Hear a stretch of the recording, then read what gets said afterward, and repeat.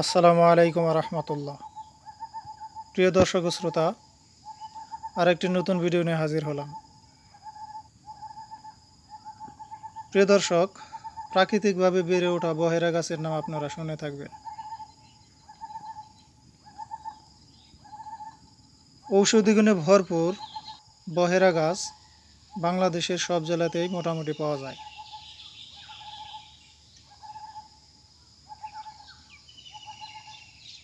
প্রাকৃতিক পরিবেশ ভেদে বহেরা গাছের উচ্চতা ৬০ থেকে ১০০ ফুট পর্যন্ত হয়ে থাকে। বহেরা গাছের বিস্তৃতি দেখা যায় বিশেষ করে গাজীপুর, মধুপুরের গড়, দিনাজপুর, কুমিল্লা সহ বাংলাদেশের বিভিন্ন অঞ্চলে এদের বিস্তৃতি দেখা যায়। ঔষধি গুণে ভরপুর বহেরা গাছের উপকারিতা বর্ণনা করে শেষ করা যায় না। বহেরার ইংরেজি নাম হচ্ছে বহেরা অথবা বেরেলিক এবং বাস্টার্ড মার্বালিয়ান বলা হয়। বহেরার বৈজ্ঞানিক নাম হচ্ছে টার্মিনালিয়া বেল্লিরেকা। বহেরা গাছ কমবেট্রাসিয়া পরিবারের অন্তর্ভুক্ত। প্রিয় দর্শক, বহেরা গাছ যদি এই প্রথম দেখে থাকেন তাহলে ভিডিওটি লাইক করুন এবং চ্যানেলটি সাবস্ক্রাইব ও শেয়ার করুন।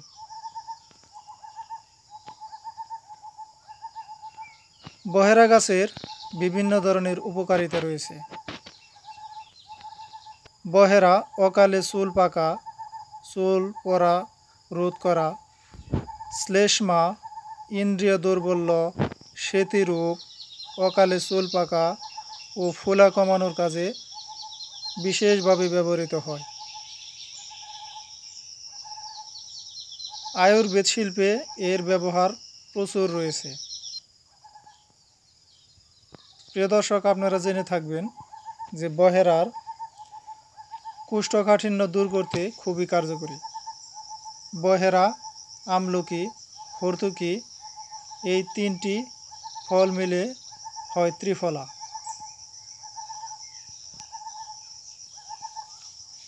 প্রিয় দর্শক, বহেরা গোটার ছাল, ভিতরের অংশ এবং গাছের বাকল সব কিছুই কাজে লাগে, আর এগুলোর প্রত্যেকটিতেই প্রচুর ঔষধি গুণ রয়েছে। আপনারা জেনে থাকবেন বহেরার ভিতরের যে ছোলা বীজের মতো অংশ রয়েছে তা খুবই পুষ্টি সমৃদ্ধ। ছোলা বীজের মতো এই অংশ অধিক মাত্রায় খেলে মাথা ঘোরায়।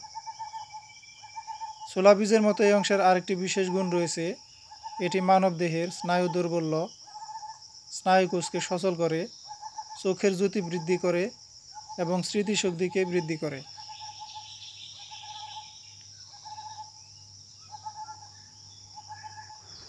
বহেরা কাঠের গুণাগুণও বেশ। বহেরা গাছের গুঁড়ি দিয়ে বিভিন্ন ধরনের আসবাবপত্র তৈরি করা হয়।